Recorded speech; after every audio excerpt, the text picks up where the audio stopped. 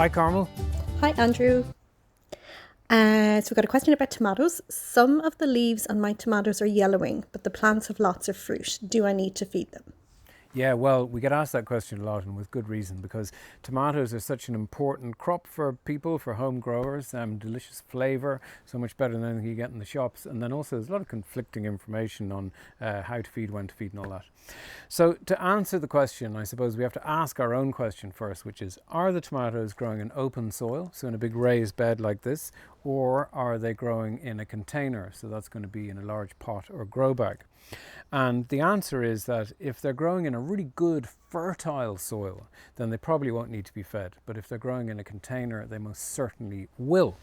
And the reason for that is, let's have a look. So you can just see the remnants of it now, but I would have covered these beds with a really well rotted compost manure mix in March, and that's rotted down. It's doing its job feeding the beds.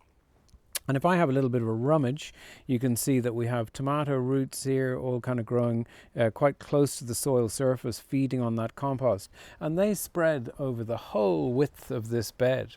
Whereas with a container grown plant, obviously we have a much more constricted root space, so they won't be able to get the nutrients that they would here. So if we have a look at our plants, then you can see that they're really tall, vigorous, very happy looking, nice green leaves. And then crucially, I suppose, and this variety is Sakura F1, one of our favorite seeds here, lovely big long trusses of shiny ripening tomatoes. So on the face of it, not really any problems. But if we have a look at our lower leaves here, you can see we got these dark chocolatey spots and then these kind of light yellowy green between the dark green leaf veins. And that's your classic sign of magnesium deficiency. Very common, and in fact almost inevitable really on the lower leaves, and not something to worry about at all.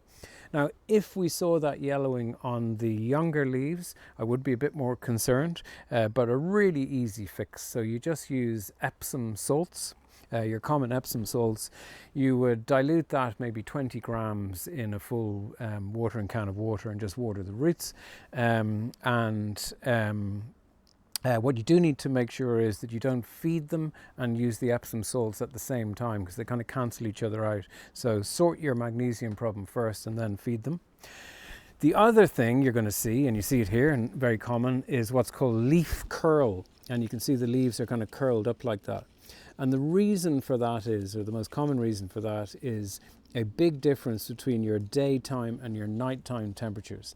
So earlier on in the season, on a sunny day, it'd be very common to get really hot in the tunnel, but then in the nighttime it's very cold, and you'll see that leaf curl there. Again, it doesn't really affect the plant so much, and once we get into late June, July, August, and temperatures even out, you won't tend to see it so much.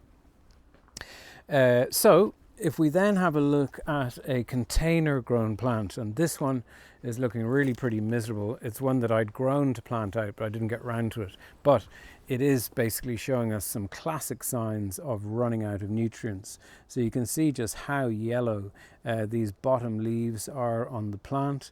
It's looking pretty spindly there, and that's because our roots here have run out of nutrients.